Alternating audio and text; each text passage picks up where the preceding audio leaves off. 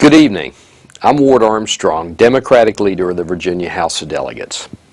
First, I want to begin by offering my deepest condolences to the victims and the families who were affected by Saturday's tragic shooting in Tucson, Arizona. The thoughts and prayers of millions of Virginians and Americans are with the families of those killed and wounded as they cope with this heinous act. If any good can come from this tragedy, it's this. We should take this opportunity to examine how we deal with one another in political discussion. Words matter. And while it's important to have vigorous debate on the issues facing our state and our country, tone is important. We need to be more civil to one another and avoid harshness. I and my Democratic colleagues pledge to work to avoid the political rancor that has consumed Washington and the country these past few months, and bring honor to a capital designed by Thomas Jefferson and occupied by statesmen like Washington and Henry. We can or won't censor anyone's First Amendment rights to free speech, but we need to remind ourselves that each of us, elected representative and individual citizen alike, has a personal responsibility to maintain a level of public discourse that is respectful to people we disagree with and inclusive of different points of view. The governor's speech tonight was filled with a number of priorities: funding for transportation, higher education, and job creation. These are goals that Virginia Democrats share. Where we have serious differences, however, is how to pay for them.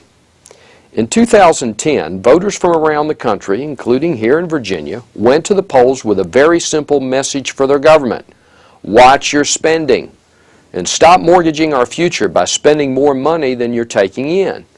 Well, Virginia Democrats heard you loud and clear. I recall that Governor McDonnell campaigned for dozens of Republicans and Tea Party candidates who were running on that very message. But while he talks a good game about small government and cutting spending, his legislative agenda sometimes suggests that he's not gotten the point made in the last election when it comes to deficit spending. Virginia has a long tradition of responsible financial management. We don't spend money we don't have. We don't run up massive amounts of debt. We balance our budgets fairly and honestly.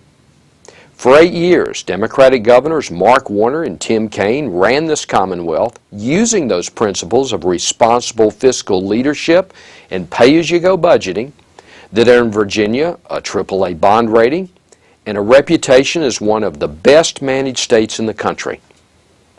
The legislative agenda that the governor outlined tonight is a pretty big departure from those principles. Worse, it's a real threat to Virginia's long-term economic health.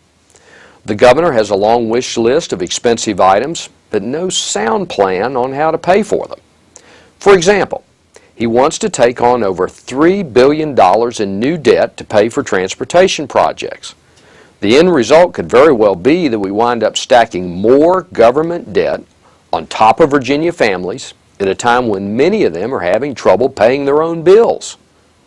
We can't afford to let the governor put it all on the state's credit card for future generations to pick up the tab.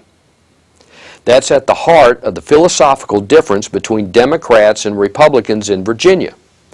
Our party is founded on the principles of economic growth, job creation, good education, and expanding opportunity around the Commonwealth, but we also believe in sound financial management. The governor and Republicans may be comfortable running up debt to pay for expensive priorities, but I believe I speak for most Virginians when I say we don't want to run Virginia's government that way. This session, Democrats are going to continue our fight for legislation that makes life better for Virginia families without mortgaging the future. Over the next few weeks, you'll hear us talk about bills that will create jobs, keep the cost of important items like electricity and cable service low, improve our public schools, and make communities across the state safer. We're completely focused on the issues that matter to families across this Commonwealth, which is why we likely won't support the governor's plan to sell off the state's ABC stores. The problem with that plan is the state receives a lot of money from ABC stores. Privatizing them will cost the state money. That means funding cuts to schools and police.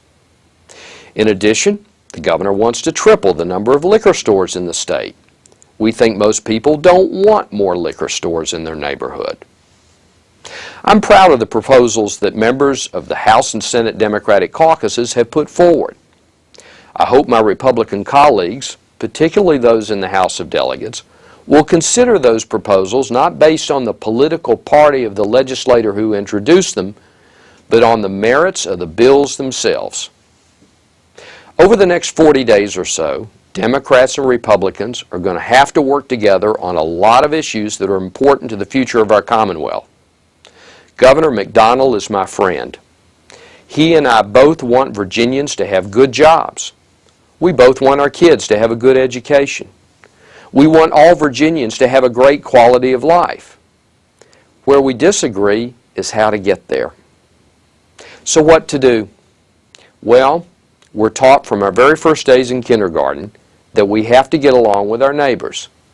We have to talk to one another and not just bicker back and forth in the newspaper or on TV. We have a lot of differences, but we also agree on a lot as well. Democrats have some serious concerns about the agenda the governor put forward tonight. And while we'll continue to make those concerns known, that doesn't mean we aren't open to working with Governor McDonnell and Republicans to find common ground and get things done. I really believe we can work together to find solutions to our problems and do it without saddling taxpayers with too much debt. So, to the governor and his party I say, let's find that common ground. Work with us, because we want to work with you. Let's create the jobs, improve the schools, and build the roads together. The people of Virginia expect that. No, they demand it. God bless the Commonwealth of Virginia and the United States of America. Good night.